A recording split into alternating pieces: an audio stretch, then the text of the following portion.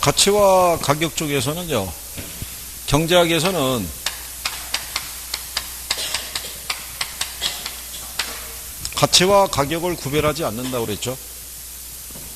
여기서는 그 재화가 본래 가지고 있는 가치를 화폐 단위를 빌려서 표현한 게 가격이다. 그렇죠? 근데 단기적으로는 가치와 가격이 괴리될 수 있죠. 그래서 가격에 뭐가 발생한다. 왜곡 현상이. 장기적으로는 가치와 가격은 어떻게 된다. 일치한다. 그래서 이제 요거 단기적으로 발생한다는 거. 그 다음에 부동산학에서는 가격과 가치를 구분을 하죠. 얘는 시장에서 매도인과 매수자 간에 실거래에서 지불된 금액이니까 실거래액이라고 그랬고요. 그래서 이미 지불한 금액이니까 얘는 과거의 값. 주어진 시점에서 가격은 몇 개? 하나. 얘는 장래에 기대되는 편익의 무슨 가치? 현재 가치. 그래서 얘는 장래 이익을 바탕으로 한 무슨 값이다? 현재 값이다. 주어진 시점에서 가치는 많이 존재할 수 있다고 그랬죠. 왜냐하면 얘는 실제로 지불한 금액이니까 이거 하나밖에 없는데, 이거는 평가 목적에 따라 다양하다는 얘기죠. 과세 목적으로 평가하느냐, 투자 목적으로 평가하느냐, 보험에 대한 대상으로 평가하느냐에 따라서 하나의 물건에도 가치는 여러 개가 존재할 수 있다, 이런 얘기죠. 그래서 가치와 가격 정도 그렇게 일단 구별하시면 되죠.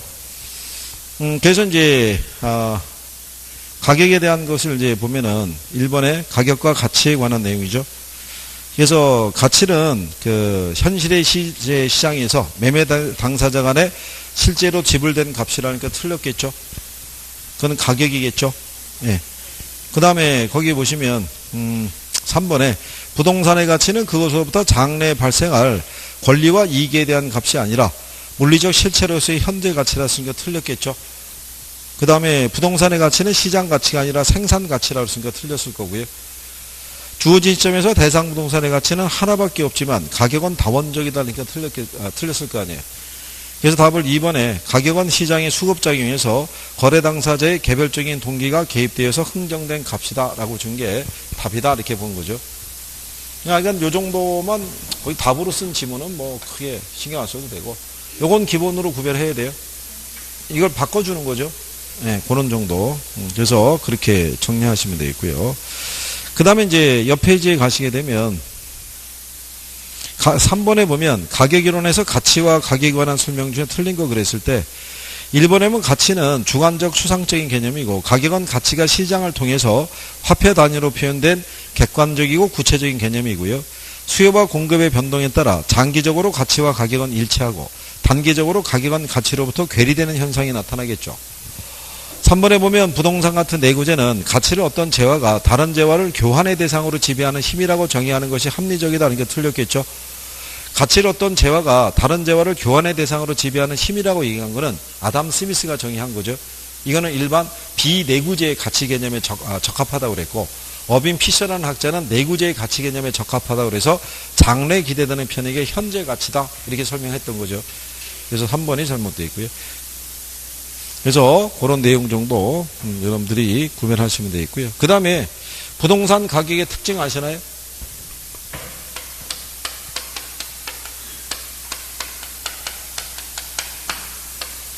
일반 재화가 다르게 해요. 부동산의 가격은 뭐로 표시해요? 가격과 임료로 표시할 수 있죠. 내구재니까. 그죠? 소유권 및 기타 권리이익의 대가로 표현할 수도 있죠.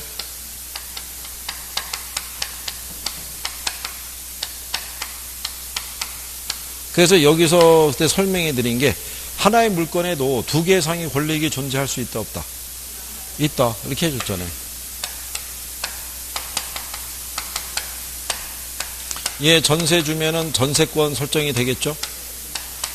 돈 빌리면 저당권 설정이 되겠죠. 그러니까 하나의 물건에도 두 개 이상의 권리이익이 존재할 수 있다는 얘기죠. 그러니까 얘는 소유권 전체로서의 가치가 있고 기타 권리 이익에 대한 대가 있죠. 이렇게 부분 권익으로서 가치가 있다는 얘기죠. 근데 이거를 따로따로 추계해야 되는 거는 얘네 두 개를 합한 게 얘하고 일치하진 않잖아요. 그러니까 별도로 같이 추계해야 된다 그랬고, 부동산의 가치는 장기적인 배려하에 형성이 되죠. 내구재이기 때문에. 그죠? 그러니까 지난번에 했지만 여기가 연기군 뭐 조천 합쳐서 이게 된 거잖아요. 근데 여기가 세종시로 되겠다고 발표가 땅 되는 순간에 여기 농지라 그래도 농지로 가치를 보진 않았을 거 아니에요. 미래 변화를 고려하지. 그죠? 네. 그러니까 그 다음에 개별 가격을 형성하겠죠. 합리적인 가격이 없으니까 거래 당사자 간의 개별적인 협상에 의해서 가격이 결정이 될 거 아니에요. 그죠? 그리고 얘는 뭐를 반영한 가격이에요? 지역성을 반영하죠. 같은 세종시라도 어디에 있느냐에 따라서 시세는 틀려지잖아요. 그 다음에 얘는 하방 경직성이 있다고 그랬죠. 부동산 가격은 수요가 전무하더라도 일정 수준 이하로는 안 떨어지죠. 다시 올라갈 거라는 기대 심리도 작용하고, 그 다음에 안 팔리면 임대 줘도 되고, 돈 필요하면 담보로 대출 받아 써도 되니까. 그래서 일정 수준 이하로는 안 떨어진다. 그런 얘기죠. 자, 그래서 이제 그렇게 얘기하고요. 4번에 가면 가격 특징에 대한 설명이 다 틀린 거 그랬을 때 1번의 가격은 교환의 대가인 가격과 용익의 대가인 임료가 우리가 중요한데 영속성에 근거한다는 얘기죠. 그 다음에 2번에 보면 장기적 배려하에 형성이 되는데 이것도 어디에? 영속성에. 4번에 보면 부동산 가격은 물리적 실체가 아닌 부동산에 결부된 각종 권리와 이익의 가격이며 동일 부동산에 여러 개의 권리가 병존할 때 각각의 가격이 형성될 수 있다 없다? 있다, 이런 얘기죠. 예전에 이거 시험에서 나온 거예요. 하나의 물건에는 두 개 이상의 권리이익이 존재할 수 없다 그러면 틀리겠죠. 무슨 말인지 아시겠죠? 그래서 이번에 부동산의 가격이 여러 가지로 나타날 수 있는 것은 부동성보다는 용도의 다양성이 기인하겠죠. 그렇죠? 네, 그래서 그런 내용 정도로 정리하시면 되겠고요. 그 다음에 이제 뒷장에 보시면 5번에 시장 가치에 대한 부분이 있는데요. 자, 시장 가치에 대한 부분에서 틀린 것 하게 되면요. 4번에 시장에서의 가치 형성 요인은 출품 기간이 길수록 좋다고 돼 있죠. 출품 기간의 합리성이라고 그러죠. 시장에 매매하기 위해서 등장했죠. 등기 이전까지 완료될 때 통상으로 한 3개월 이내. 너무 길어지게 되면 시세보다 싸게 거래될 가능성이 있다는 얘기죠. 뭐 그런 조건으로 보시면 되겠고. 그 다음에 요거는 이제 가끔씩 써요.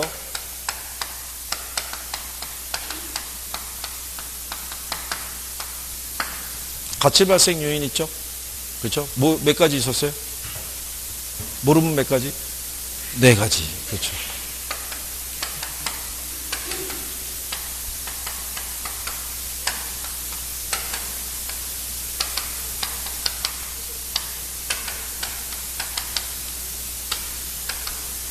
위에 거 3가지는 수요 공급과의 관계를 얘기를 했었죠. 경제학자들이 제시한 거고요. 이거는 부동산 학자가. 부동산은 생각해보세요. 일반 재화나 부동산이나 기본적으로 수요와 공급의 상호작용에서 가격이 결정이 되겠죠. 그렇잖아요. 근데 일반 재화는 요 가격만 지불하면은 거래가 종결이 되는데 부동산은 그 이후에 권리 이전이 있어야 되잖아요. 그러니까 권리 이전이 이루어지지 않게 되면은 가치가 발생할 수가 없죠. 그래서 이 중에 몇 가지가 충족돼야지 가치가 발생한다. 네? 아니 뭘 오래 생각해요? 다. 하나만 되면 안 된다고요. 다 돼야지. 그렇지 않겠어요? 그 시험에 나온 거라고 그랬잖아요. 이거 셋 중에 하나만 돼도 된다고? 그럼 틀리다고 그랬잖아요. 그러니까 효용이라는 거는 재화 가치를 갖기 위해서는 부동산 같으면 이게 있어야 된다는 얘기죠.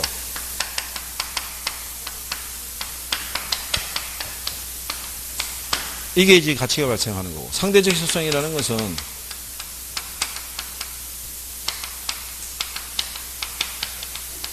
수요에 비해서 공급이 부족한 상태. 유효소요라는 것은 뭐 얘기하겠어요?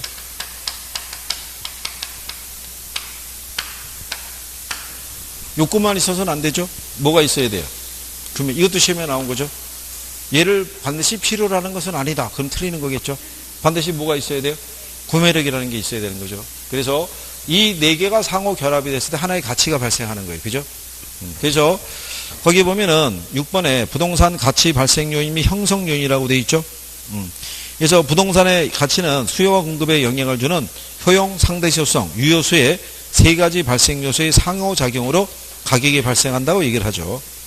유용성은 인간의 필요나 욕구를 만족시켜 줄 수 있는 능력으로 쾌적성, 수익성 등을 얘기를 하고요. 그 다음에 물리적 측면에서 절대적 희소성이 있으나 용도적 측면에서는 경제적 공급량이 문제가 되니까 희소성은 무슨 희소성이 된다? 상대적 희소성이 되더라라고 얘기를 하는 거죠. 근데 여기 보시면은 가치 발생 요인이 있고 가치 뭐가 있다고 그랬어요? 형성 요인. 얘가 여기 있는 가치 발생 요인에 영향을 주는 요인이죠. 그렇죠? 근데 얘들은 연관성이 있고 뭐가 있다? 유동성이 있죠. 그러니까 계속 변한다 안 변한다? 변한다는 거죠. 얘들이 계속 변하면 결국 수요와 공급을 변화를 준다는 얘기잖아요. 수요와 공급이 변하면 가치도 변해 안 변해? 변하겠죠. 그래서 우리는 평가할 때 하나의 시점을 정해놓고 평가하겠죠. 그게 기준 시점이라는 거야. 그래서 얘가 가치 형성 요인에 보면 무슨 요인이 있고요? 그 다음에 뭐가 있다? 우리가 뒤에 가면은 인근지역이라고 배우죠? 인근지역이라는 게 평가 대상 부동산이 소재하고요. 요 가치 형성 요인 중에서 얘를 공유하는 거야. 무슨 요인을 공유한다? 지역 요인을. 그러면은 뭐가 똑같아요? 기상 상태도 똑같고, 그죠? 교통시설도 공유하고 있고, 그 다음에 교육시설, 문화시설, 복지 이걸 다 같이 공유하는 지역이에요. 그러니까 여기서 사례를 수집하면은 지역 요인 비교는 할 필요가 없다는 거예요. 무슨 말인지 아시겠어요? 그래서 그런 내용 정도를 정리하면 되죠. 4번에는 가치 발생 요인에 영향을 주는 요인을 가치 형성 요인이라 한다 이런 얘기죠. 그래서 가치 형성 요인은 중에서 지역 요인은 대상 부동산의 가치 형성을 개별화 구체화시키는 요인이라는 있으니까 틀린 거죠. 그거는 개별 요인이 해당이 되겠죠. 그래서 4번이 잘못되어 있다 이렇게 보시면 되겠고요. 그리고 7번에 가게 되면요. 가치 발생 요인에 해당하는 거 했을 때 효용, 유효, 수요, 상대적 희소성에서 3가지만 얘기했죠. 이렇게 3가지만 묶어도 맞는 거를 보시면 돼요. 원래는 이게 90년대 이전까지는 요거 3가지 제시했어요. 90년대 이후로 얘가 추가가 된 거예요. 그러니까 시험 지문상에 요거 3가지만 딸랑 등장할 수도 있어요. 4가지가 나오면 4가지 다 해야 되고. 그래서 그런 정도. 그리고 8번 같은 뭐 행정적 요인 이런 거 구분하는 거는 참고하셔도 되고요. 그 다음에 이제 얘는 항상 기본적으로 알아야죠.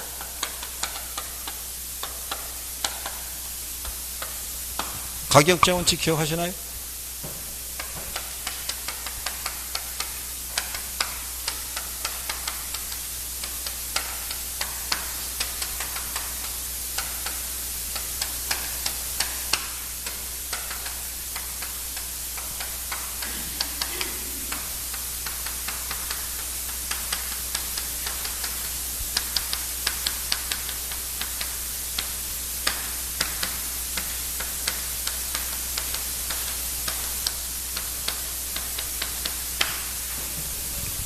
가격제 원칙에 보면요. 기준시점과 관련 있는 가격 원칙이 뭐예요? 기준점과 관련 있는 거. 좀 아까 얘기했잖아요. 얘는 계속 변해요, 안 변해요? 그죠? 얘 계속 변하죠? 계속 변하잖아요.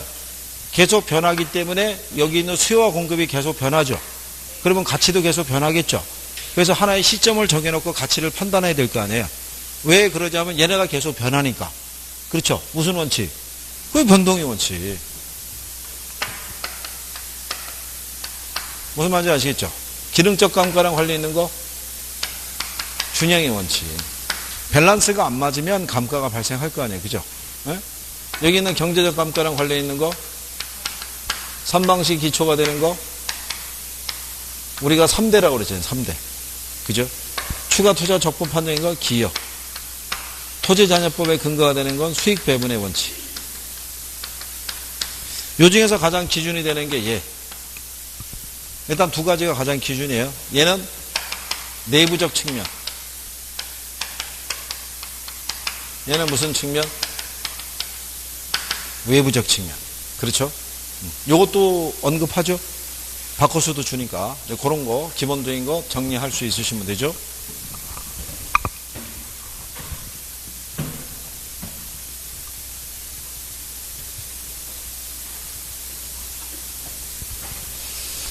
자, 그래서 이제 9번에 가시게 되면 평가의 원리라고 있는 가격 원칙에 관한 설명이 틀린 거. 1번. 기준 시점이 시점 수행에 근거가 되는 건 무슨 원칙? 변동의 원칙. 했잖아요. 9번 문제. 1번에 보면. 2번에 부동산의 유용성이 최고도로 발휘되기 위해서는 지역의 환경에 조화롭게 균형을 이루어야 된다는 것이 적합의 원칙이다. 서민 주거지역 있죠. 거기에 고급 주택이 들어가 있으면 적정한 가치를 인정받는다 못 받는다? 못 받겠죠. 그러면 걔가 감가가 발생하는 거는 그 고급 주택이 문제가 있는 게 아니죠. 주변 환경에 어울리지 않기 때문에 감가가 발생하죠. 그런 감가를 경제적 감가라고 그랬죠. 그렇죠? 자, 그 다음에 이제 기회비행 원칙은 대체 원칙에서 파생된 것으로 볼 수 있고, 대체 원칙이 삼방식의 근거가 되겠죠. 근데 건부지와 건물의 부적합해서 비롯되는 기능적 감가에 대한 판단의 근거가 되는 것은 무슨 원칙? 기능적 감가? 균형의 원칙, 균형의 원칙. 잘 쓰는 표현이에요. 기능적 감가와 경제적 감가에서 제목만 바꿔줘요. 어렵게도 안 줘요. 탁 보면 답이 나오게끔 해줘요. 그죠? 자, 10번에 가시면 이렇게 돼 있죠.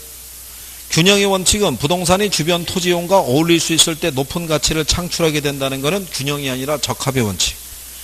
부동산의 가치는 각 구성 부분에 생산비를 전부 합한 것이다. 생산비가 아니라 기여도. 그게 기여의 원칙이에요. 그죠? 자, 여러분들이 보시면 엘리베이터가 없는 건물에 엘리베이터를 설치했다 그래서 그걸 다 가치로 보진 않는다고 그랬죠. 그게 전체 가치, 기여하는 부분만 가치를 인정해 준다 그랬어요. 우리는 지난번에 뭐로 설명했냐면 경차 갖고 설명했죠. 젊은 총각이 경차 하나 사가지고 카 인테리어 갖고 끌고 나가서 시장에 거리에서 모욕을 당하니까 들어와서 다시 차 바꾸려고 할 때 카 인테리어 들어간 비용을 다 인정해 준다 안 해준다? 안 해준다는 거죠. 그게 기회 원칙의 논리라고 그때 설명한 거죠. 그 다음에 거기 보면 적합의 원칙은 부동산이 최대의 가치를 구현하기 위해서는 투입되는 생산 요소의 결합 비율이 적절한 균형을 이루게 된다는 원칙은 균형의 원칙이죠. 걔는 기능적 감가의 근거가 되는 거죠. 잉여 생산성의 원칙이라고 있죠. 잉여 생산성의 원칙의 또 다른 표현이 수익 배분의 원칙이에요. 수요와 공급의 상호작용에서 결정이 되는 건 수요 공급의 원칙이고요. 그래서 5번에 변동의 원칙은 지금 조금 아까 설명한 거예요. 가치 형성 요인이 끊임없이 변하는 과정이 있으니까 부동산의 가치도 계속 변화할 거 아니에요. 이 과정을 거쳐서 가치가 결정이 된다는 게 무슨 원칙? 그게 변동의 원칙이에요. 그러니까 가치를 추계할 때 뭐를 정해야 된다? 기준 시점을 정해놓고 평가해야 된다고 얘기하는 거예요. 그래서 그런 내용을 구별할 수 있으시면 되겠죠. 무슨 말인지 아시겠죠? 그래서 그 11번에는 5번에 부지와 건물 등 구성 요소 간의 적응 상태를 분석하는 건 적합이 아니라 무슨 원칙? 균형의 원칙이에요. 뒤로 넘어가시면 12번에 이렇게 돼 있죠. 자, 기억의 감정평가 3방식 모두 관련되며 사례 부동산의 자료를 활용하는 간접법 적용의 근거가 되는 원칙. 그러면 3방식 모두가 관련된 것은 대체 원칙이죠. 추가 투자의 적정성 판정이 있죠. 그거 판단하는 건 기여의 원칙. 수요와 공급의 상호관계에서 결정이 된다는 건 수요 공급의 원칙이죠. 근데 실전에서는 여기는 이렇게 줬는데 실전에서는 딱 이렇게 줬어요.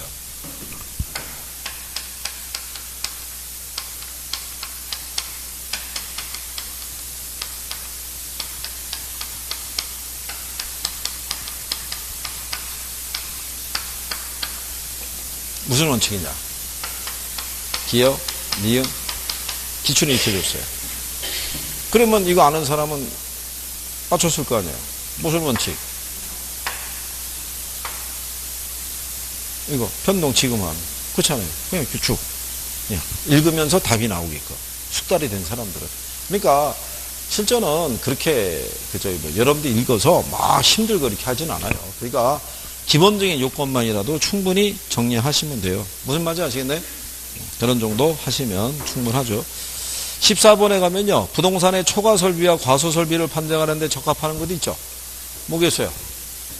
그게 이거죠. 우리 지난번에 이렇게 했잖아요. 30평형 아파트 있을 때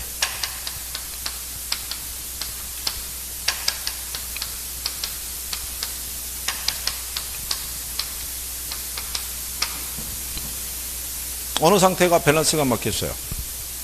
30평형 아파트에 방 3개, 화장실 하나, 방 3개, 화장실 2개, 방 2개, 화장실 3개. 이게 균형을 맞을 거 아니에요? 얘는 과소, 얘는 과대.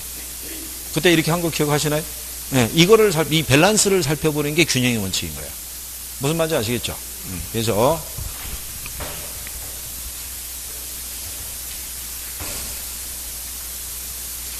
그래서 이제 뭐 그런 내용 정도를 보시면 되기 때문에 크게 어려운 건 없고요. 그 다음에 뒤로 넘어가시면, 우리가 오늘 요거 진도 나가는 데가 쭉 나가면요. 거의 한번 3방시 초입? 아니면 조금 남거나, 그럼 다음 주에 동영하고 남는 거는 풀어드리면 되고, 오늘 문제가 없을 줄 알죠? 문제가 있죠. 근데 시간이 너무 늦어가지고, 배포는 해드리고, 집에서 풀어오시면, 제가 여기다 답을 남겨놓고 갈 거예요. 그죠? 끝나고 나가서 바로 답 달라고 그러면 안 되죠? 예? 바로. 예, 그래서, 답은 제가 일단 작업을 하고 들어와서 여기다 남겨놓고 그러고 갈 거니까 내려서. 그리고 일단 풀어보시면 대충 아실 거예요. 그죠?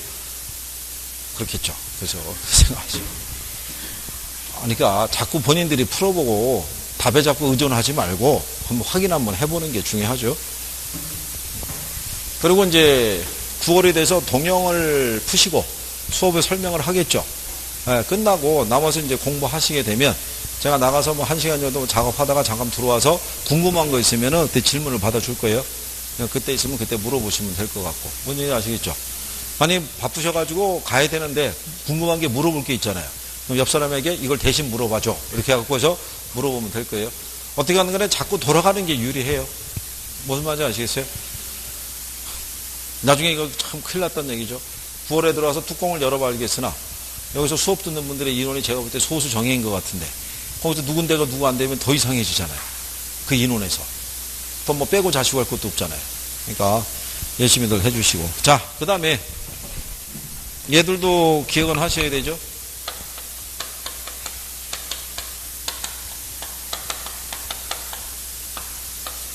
지역하고 개별 분석 있죠. 여기서 일단 얘가 기본이에요.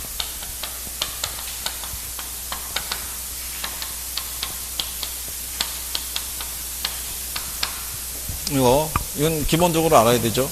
선행이 무슨 분석? 지역 분석. 지역의 무슨 이용? 표준적이요. 뭐를 판정한다? 가격 수준. 후행이 무슨 분석? 개별 분석. 무슨 이용? 뭐를?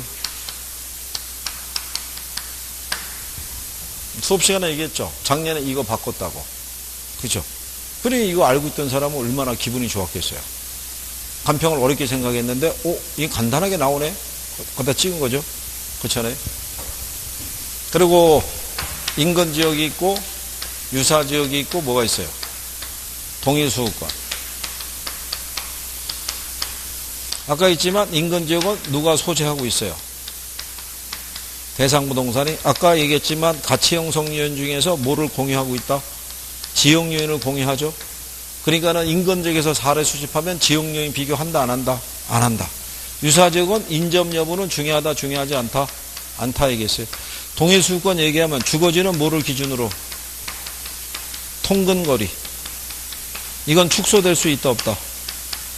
축소가 가능하다고 그랬죠. 지역적인 선호도에 따라. 그 다음에 후보지 이행지 아시나요? 후보지 이행지는 뭐가 기준이에요? 얘네는 전이 있고 뭐가 있으면 후가 있으면 얘가 기준이죠. 기준인데 뭐가 낮으면 성숙도가 낮으면 그럴 때는 전을 기준으로. 무슨 말인지 아시겠죠? 그런 정도 기초적으로 알고 계셔도 무난하게 문제를 맞출 수 있어요. 여기는 내용이 많지 않아요. 많지 않은데도 문제가 꾸준히 들어온 이유는 감정평가를 하는 절차 안에 얘가 들어가 있어요. 시장 분석을 해야 되니까. 그래서 기억은 해두시는 거죠. 자, 거기 2번에 보시면 396페이지죠. 지역 분석에 관한 설명으로 틀린 거 물어봤죠.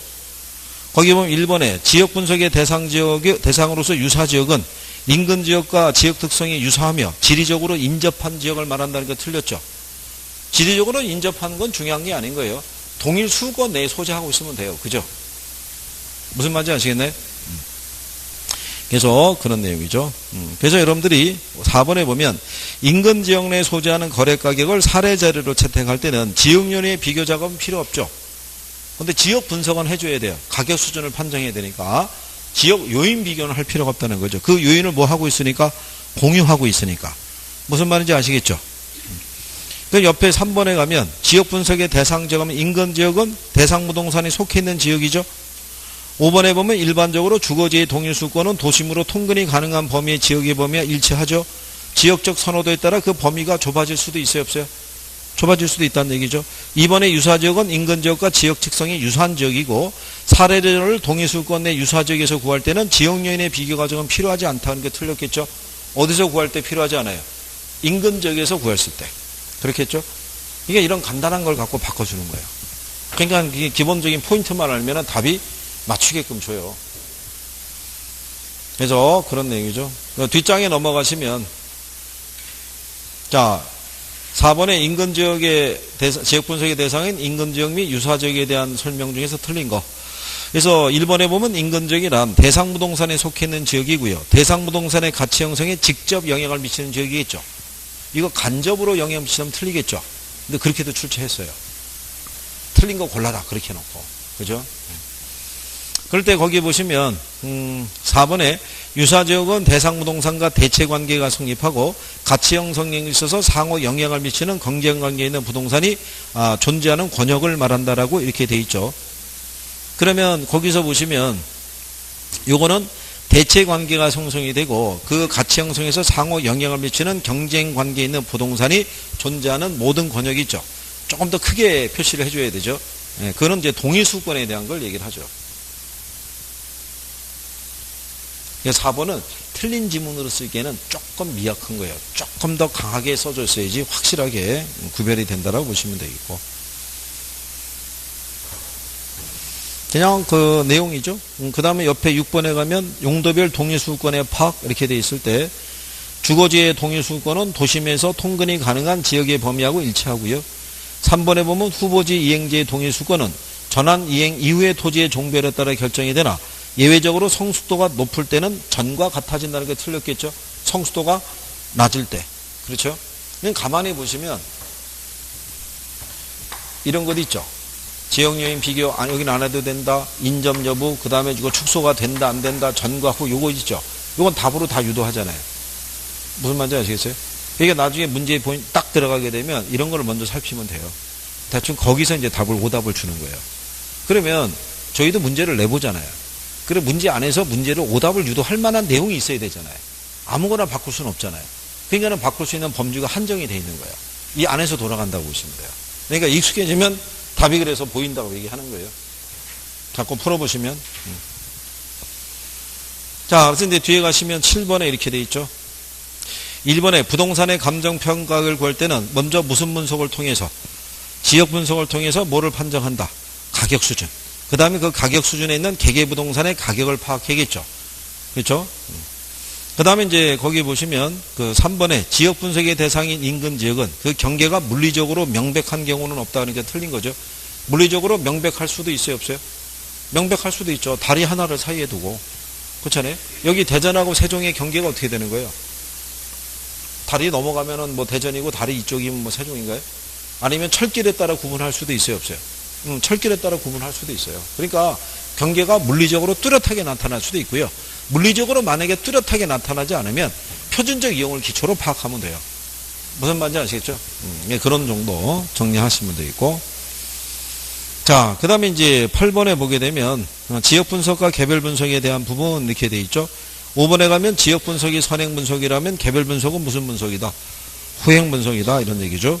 2번에 가면 지역 분석은 균형의 원칙을 적용해서 기능적 감가, 개별 분석은 적합의 원칙에서 경제적 감가를 판단할 수 있다는 것도 있죠. 바뀐 거죠. 네.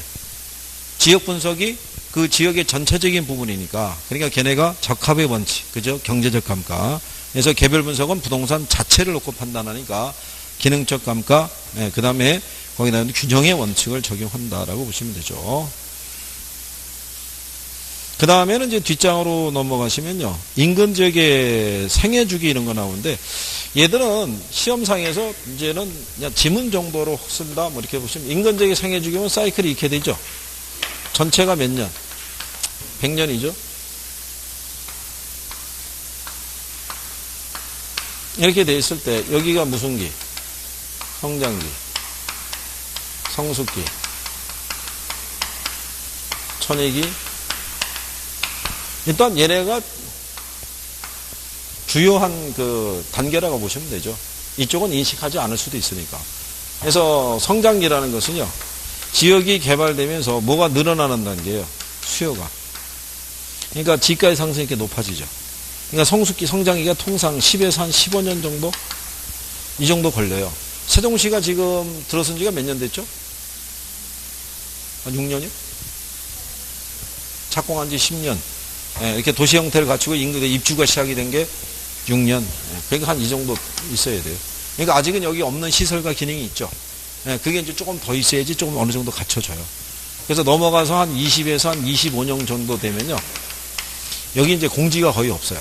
다 개발이 된 거죠. 그러면 이때는 수요와 공급이 이렇게 균형을 이루어요. 더 이상의 공지도 없고 지역 기능은 안정되어 있고 그러니까 가격은 제일 높게 형성이 되죠. 담보 가치도 제일 높게 나타나고. 근데 이제 쇠퇴기를 가면요. 한 40에서 한 50년 경과한 거죠. 그러면 이제 여기에 지역 기능이 떨어지니까 수요가 이제 어떻게 돼요? 줄어들기 시작해요. 그죠? 그래서 여기서 최초로 뭐를 고려해 본다? 재개발을 고려해 보죠. 그래서 재개발이 시행이 되면 다시 뭐가? 다시 성장기가 도래한다라고 얘기하죠. 다시 사이클이. 이런 과정이라고 보시면 되죠. 우리나라 기준이 아니고요. 서구 애들 기준이에요. 미국 애들. 우리는 통상 몇 년이면 다 재개발해요. 한 3, 40년 되면 다 재개발하죠. 그죠? 성격이 워낙 급해서. 그래서 우리나라는 그 건축업자들이 집을 건축을 할 때도 100년을 간다 이런 생각을 갖고 짓는 게 아니라 이게 한 4, 50년 되면 틀림없이 이게 헐릴 거다. 나는 그런 식으로 추정을 하죠. 그러니까 외국 애들하고는 그 차이가 크죠. 그렇잖아요. 그래서 원래 주택이라는 게 한번 지면은 100년, 200년 이렇게 쭉 가져야지 이제 어떤 그런 주택에 대한 어떤 풍미나 이런 게 있는데 우리는 이제 그런 게 워낙 없다 보니까 이제 그래서 이제 좀 아쉬운 부분이죠. 자, 9번에 가면 인근 지역의 지역 사이클에 관한 다음 설명 중에서 틀린 거 그랬을 때 성장기는 지가 상승이 비로적 활발하겠죠. 오래된 건축물이 재개발되는 등 지역의 형태가 변하는 모습을 보일 때가 무슨 기? 성장기. 근데 거기 보면 3번의 쇠퇴기의 건축물은 경제적 내용 요소가 경과해서 유지 보수 비용이 증가하는 현상을 나타낼 때가 쇠퇴기고요. 2번의 성숙기는 지가가 비교적 안정이 되죠. 근데 신축 부동산의 거래가 중심을 이룬다니까 틀렸겠죠. 이 정도가 되면 이제 중고 부동산의 중심이죠. 여기서가 이제 신축이 거고, 그죠? 이때는 이제 입지 경쟁이 치열하죠. 공지가 많으니까 가장 입지가 좋은 데를 차지하기 위해서 분양이나 뭐 이런 게 경쟁이 치열할 때가 성장이라고 보시면 되겠죠. 그죠? 그래서 이제 그런 내용이고요. 10번에 나오는 성숙기에 해당하는 거 이렇게 되어 있을 때요. 기업의 지역 내의 경쟁이 치열하다 이렇게 나온 것은 이거는 성장기가 되고 있고요. 지가 상승률이 안정이 되니까 해당이 되겠죠. 그리고 디귿 같은 경우는 이게 성장기에 나타나는 거거든요. 입주하는 계층은 비교적 젊고 교육 수준이 높은 경우가 많다. 이런 얘기인데 교육 수준이 높은지 우리가 어떻게 알겠어요? 옛날 번역이란 얘기죠. 그냥 참고하셔도 된다는 얘기죠. 그렇죠? 그건 성장기에 들어가는 거예요. 주민의 사회적 경제적 수준이 비교적 좋은 편이고 입지 경쟁도 안정이 된다. 이렇게 돼 있다는 얘기죠. 네. 이제 이거는 이제 무슨 여가가 됐다고 보냐면 상향 여가가 됐다고 보는 거죠. 그러니까 소득 수준이나 뭐 이런 것들은 전반적으로 우수하다 이렇게 보는 거죠. 건물의 경제적 내용수가 만료되는 시기로 하향 여가 현상이 나타나기 시작하는 건 쇠퇴기가 되겠죠. 지가 상승이 가장 활발하고 투기 현상이 계속이 수인 것은 성장기 이렇게 보면 되겠고. 자, 여기 이쪽의 내용은요. 뒤에 기출문제 있죠. 거기 가보시면 11번 보시면 1번에 사례자료를 동해 수도권 내 유사지역에서 구할 때는 지역 요인의 비교 과정은 필요하지 않다는 게 틀렸겠죠. 어디서 수집했을 때? 인근 지역에서. 12번에 가면 1번에 지역 분석에서는 인근 지역뿐만 아니라 유사지역까지 분석함으로써 대상 부동산의 구체적 가격을 산정한다는 게 틀렸겠죠. 구체적 가격은 어디서? 개별 분석에서 하는 거죠. 그죠? 그러니까 간단하게 줘요. 간단하게. 여기서 나오는 거는 맞추라고 주는 거예요. 그냥. 그러니까 예전에 감정평가론에서 문제 10문제씩 나올 때는요. 지역 분석하고 가격 원칙과 얘네들은 반드시 나왔었어요. 10개니까 전체 범위가 낼 때가 많을 거 아니에요. 그죠? 네, 그러니까 그냥 반드시 내야 되는 부분 중에 하나였었어요. 그래서 한때는 무조건 찍어줬던데요. 가격 원칙하고 얘하고 무조건 나온다고. 100%. 근데 갑자기 이제 여러분들이 감정평가 문제가 왜 이렇게 많이 나오냐고 항의를 하는 과정에서 결국 15% 내외에서 줄어든 거죠. 6개. 그러니까 이제는 반드시 나오진 않고 그래도 가끔씩 자주 등장하는 애들 중에 하나가 된 거죠. 그 다음에 뒤에 가면 이제 감정평가 방식 있죠. 아까 얘기한 것처럼 원가, 비교, 수익, 무슨 사고? 비용성, 시장성. 이거는 지난번에 다 해드린 거죠. 기억하시죠? 네. 이거 가지고도 문제 풀 수 있다고 그랬죠?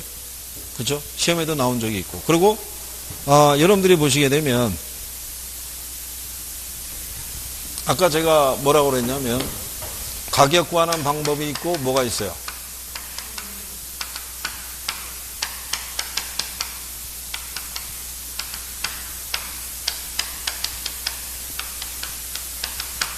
이것만 알아도 문제 푸는 거예요. 거기 여러분들이 2번 문제 보시면 가로 안에 들어갈 내용으로 옳은 거 물어봤죠? 네. 자, 원가 방식에는 비용성의 원리고 가격은 원가법이고 임료는 뭐로? 촉산법. 그렇죠? 비교 방식은 무슨 원리? 시장성의 원리. 그죠? 수익 방식은 가격 구하는 게 수익 환원법, 임료 구하는 게 뭐? 수익 분석법. 이렇게. 그러니까 사람들이 평상시에 잘 인식 못하는 것도 있죠. 심지어는 이것도 주는 거예요. 아까 임료는 무슨 임료라고 그랬어요? 임료는 비준 임료. 네, 그게 귀에 익숙하지 않을 테니까 그런 거 써주는 거예요. 가로놓게 해가지고. 그죠? 가격 구하는 건 그래도 봤을 테니까 임료 구하는 걸 답을 집어넣는 거예요. 그래서 그런 거 정도는 기억을 하셔요. 용어 꼭 알아둬야 되고. 임료는 산식도 냈어요. 그렇죠? 그러니까 자꾸 쓰면은 유령이잖아요. 이게 무슨 법이에요? 원가 방식이죠? 그러니까 가격 구하는 게 무슨 법? 원가법. 얘는 뭐예요? 비교잖아요. 그러니까 거래 사례, 임대 사례, 비교법 들어가죠. 이게 무슨 방식이에요? 수익 방식이니까 수익. 얘는 환원법. 얘는 수익? 그렇죠. 자꾸 익숙하면 들어갈 거 아니에요. 그죠? 자꾸 표현이. 그러니까 그런 거 정도 자꾸 하시면은 무난하다 이런 얘기죠. 무슨 말인지 아시겠죠? 그래서 그렇게 정리하시면 되고. 그래서 거기 407페이지에 하단에 해설에 보면 박스 있잖아요. 네, 그렇게 보시면. 그리고 원가법에 가면 가격 원가법 가로 열고 복성치 평가법이라고 있죠. 옆에 보면 복성가격이라는 것 있죠. 네, 그건 안 나와요. 표현상에서 안 나온다고요. 지난번에 수업 시간에 얘기했지만 원래 복성시 평가법이고 복성가격이었는데 그게 삭제되면서 원가 이걸로 바뀐 거예요. 그러면서 무슨 가격? 감정평가 규칙에 있는 용어대로 써요. 그러니까 그 표현까지는 인식하지 않으셔도 돼요.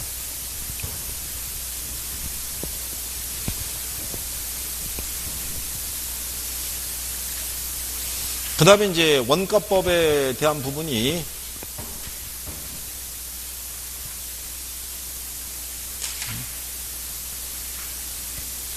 그리고 나중에 뒤에 가서 우리가 이거 계산하는 거 이제 있잖아요.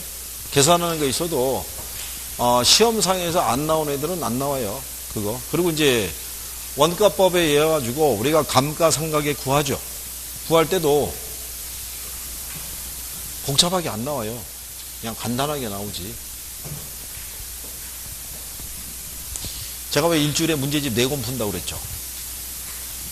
그냥 어떤 문제집에서 문제가 이제 계속적으로. 그러니까 오늘 이번에 여러분들 모의고사 봤을 때 수익 방식에서 그 직선법 써가지고 자본 회수를 구해서 구하라는 것 있죠? 그게 나올 리가 없죠.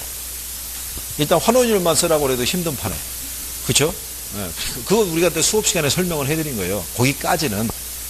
토지는 자본 회수를 고려할 필요가 없는데 상각률을. 건물은 상각률을 고려를 해야 된다 그래서 n분의 1 써야 된다라고 얘기해서 한번 했던 기억은 있어요. 근데 아마 그게 기억은 안 나셨을 거예요. 그 자체가. 그게 익숙하지 않으니까. 그러니까 선생님이 설명을 해주면 웬만한 거는 설명해서 어떤 거는 빼는 게 있어요. 의도적으로. 왜? 나오진 않을 테니까. 그렇잖아요. 근데 이번에 하면서 이론의 끝이니까 설명은 간단하게 해드릴 거예요. 이렇게 해보시고. 자, 일단 원가법은요. 무슨 가격 구해요? 얘는 무슨 원가에서? 그렇죠? 여기서 못 빼요? 이게 감가액을 산정하는 거죠. 이거 산정하는 걸 감가수정이라고 그러죠. 그러면 여기서 뭐를 빼면 돼요? 얘가 나오는 거죠. 그럼 순서 입각해서 제일 먼저 뭐가 나오겠어요? 그렇죠. 제조달 원가라는 거는 무슨 시점? 대상 건물의 무슨 원가? 요 일단 항상 무슨 시점? 기준점. 그 다음에 얘 종류 있죠? 복제 원가가 있고 무슨 원가? 얘는 신축 건물의 수죠. 얘는 오래된 건물의 수죠. 얘는 물리적 측면을 강조하고요. 얘는 유용성 측면을 강조해요. 그래서 얘로 구하면은 무슨 감가는 하지 않는다? 이거 반영하지 않죠? 근데 이게 어려운 거예요. 유용성을 갖게 해주는 게. 그러니까 가령 예를 들어서 이런 거예요. 10층짜리 건물인데 엘리베이터가 없어요. 그러면 얘가 임대가 10층 전체가 임대는 안 되겠죠. 그렇죠? 한 6층 정도까지만 임대가 되고 그 이유는 거의 공실일 거 아니에요. 하루 걸어 올라가는 것도 하루 이틀이지. 그죠? 근데 이 상태에서 얘가 임대 수익이 1억이에요. 임대 수익이. 그럴 때 여기 있는 복제 원가는요. 똑같이 지어주는 거예요. 몇 층으로? 뭐가 없는 상태로. 엘리베이터 없는 상태로. 그러니까 물리적으로 동일한 건축물을 지어주는 거예요. 똑같이. 무슨 말인지 아시겠나요? 그래서 만약에 한 층을 짓는데 1억 들어가고요. 엘리베이터를 설치하는데 2억이 든다라는 가정이라고 그러면 대치 원가는 불합리하잖아요. 그러니까 이거를 바꿔버리는 거예요. 한 7층 정도로. 그리고 뭐를 설치해줘요? 엘리베이터를. 그죠? 그럼 얘는 7층 건물이지만 엘리베이터가 있으니까 전체 공간이 임대가 될 거 아니에요. 그러니까 임대 수익은 규모가 작아도 1억이 되는 거예요. 이걸 갖게 하는 게 유용성이 같다는 얘기예요. 이게. 근데 얘는 보면 엘리베이터를 이걸 지으면서 전체 지으면은 이게 7억 들어갔죠. 엘리베이터 설치했으니까 얼마 들어갔어요? 그럼 전체 얼마 들어갔어요? 9억 들어갔잖아요. 제재도 원가에. 근데 이런 건물에 고층 건물에 엘리베이터가 없다는 건 기능적 결함에 해당이 되죠. 그러면 당연히 제주도 원가에서 감가 뺄 때 기능적 감가에서 엘리베이터 없는 부분은 빼줘야 될 거 아니에요. 근데 여기는 이미 여기 반영이 됐잖아요. 그러니까 기능적 감가를 여기서는 계산하지 않죠. 비용을 들여서 다 치유했으니까. 그리고 이제 조금 더 하면은 복제 원가로 구하는 것보다는 대체 원가로 구할 때가 비용이 좀 더 싸게 맥혀요. 불합리한 부분이 개선이 되니까. 근데 그런 부분은 나온다 안 나온다? 안 나오죠. 그러니까 설명 안 하는 거예요. 해봐야 소용없으니까. 그러니까 그냥 기본적으로 뭐를 반영하지 않는다. 기능적 감가 반영. 이건 시험에 나온 거니까. 그러니까 그것까지는 얘기하고 이것까지는 시험이 안 내요. 물리적 유형, 이거 차이를 구분하는 거는. 그러니까 그런 차이점이다. 그 다음에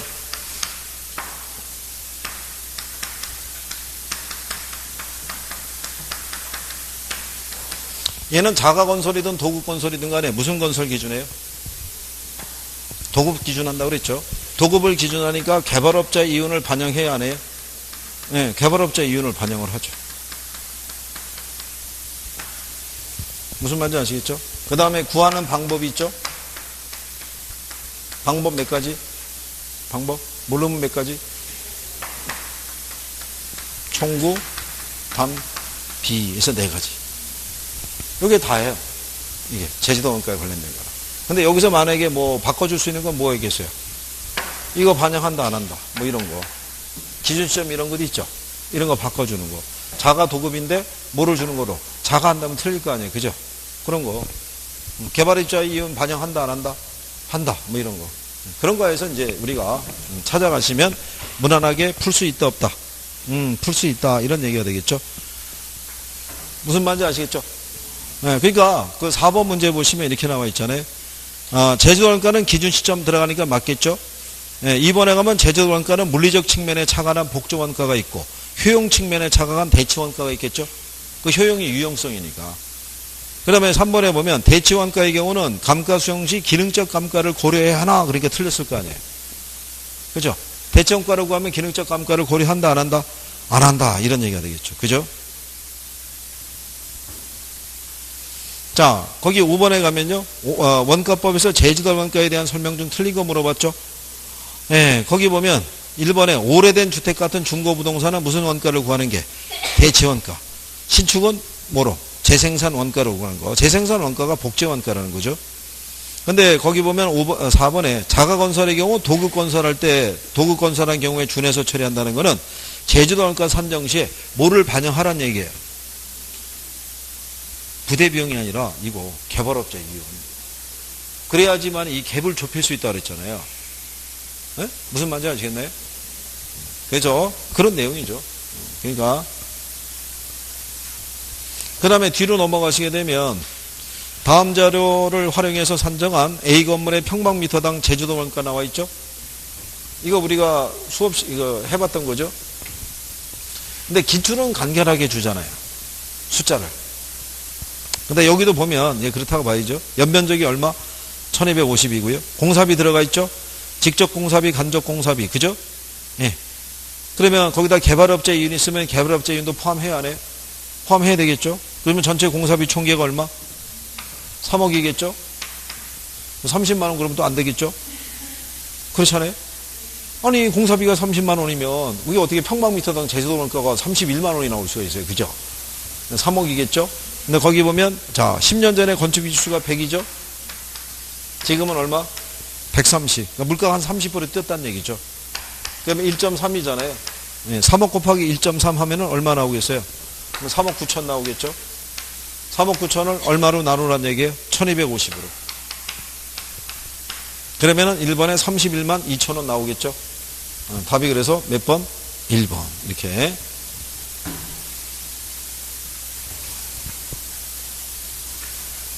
자, 뭐 이런 거예요. 그러니까 이게 제주도 원가에서 이것까지 산출하는 거로는 별로 어려운 게 없다는 얘기죠. 그죠? 그 다음에 이제 7번서부터가 이제 단락이 달라지죠. 감가수용하고 감가수용에 대한 내용이죠. 네, 그래서 거기서부터 다음 주에 한 1시간 정도 하시면 될 것 같아요. 그러면 중간에 기출문제 있어서 그렇게 마무리 하시면 될 것 같네요.